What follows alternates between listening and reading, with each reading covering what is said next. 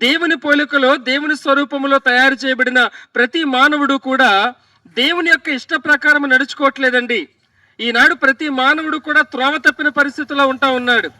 దేవుడు చూడవద్దనే చూస్తా ఉన్నాడు. దేవుడు చేయవద్దన్న పనులు చేస్తా ఉన్నాడు. ప్రతి ఒక్క మానవుడు కూడా క్రమం తప్పి జీవిస్తా ఉన్నాడు.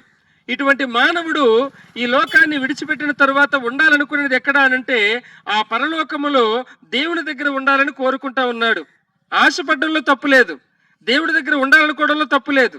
కానీ ఆయన ఉండే దగ్గర మనం వెళ్ళడానికి అర్హత ఉందా లేదా అనేది మనం ఆలోచించాలి. అయితే బైబిల్ చెప్తా ఉన్నది, మరి మనం మహిమను పోగొట్టుకున్నాం, మహిమను పొందలేకపోతున్నాం. ఎందుకంటే మనలో పాపం అనే మురికి ఉంటా ఉన్నదండి. అందుకొరకే ఆ పాపం అనే మురికిని కడిగి వేయడానికి దేవుడు తన కుమారుడైన యేసుక్రీస్తు వారిని మరి ఈ లోకానికి పంపించాడు. ఆయన ఈ లోకానికి వచ్చి 33.5 సంవత్సరములు ఆయన ఎన్నో అద్భుతాలు, ఆశ్చర్య కార్యాలు ఈ లోకములో జరిగించి ఆ యొక్క ప్రజల పట్ల తనకున్నటువంటి ప్రేమని ఆయన కనపరిచాడు. ఇంకా గొప్ప విషయం ఏంటి అనంటే, ఏ తప్పు చేయని ఆయన నీ కొరకు, నా కొరకు, ఈ ప్రపంచంలో ఉన్న ప్రతి మానవుడి కొరకు ఆయన కలువరి శిలువలో శిక్షను అనుభవించాడండి. ఆయన చేతులతో ఏ తప్పు చేయకపోయినా నీవు నేను చేతులతో చేసిన అతిక్రమాలకి ఆయన చేతుల్లో మేకులు దించుకున్నాడు. మనం నడిచిన తప్పు నడతలకి ఆయన కాళ్లలో మేకులు దించుకున్నాడు. మనం శరీరముతో చేసిన ప్రతి పాపపు పనికి ఆయన శరీరం అంతా కొరడాలతో కొట్టించుకున్నాడు.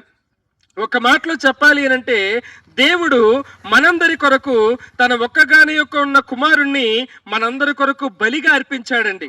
యేసు ప్రభువారు మనందరి కొరకు బలి అయ్యాడు. మనందరి కొరకు ఆయన శిక్ష అనుభవించాడు. మనందరి స్థానంలో ఆయన మరణించాడండి.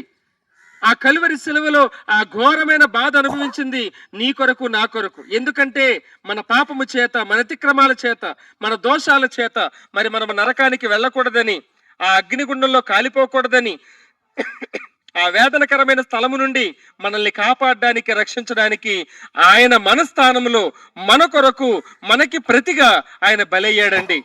అందులో ప్రేమ ఉన్నది. ఆయన వచ్చింది మన కోసమే. ఆ కలువరి శిలువలో ప్రాణం పెట్టింది మన కోసమే.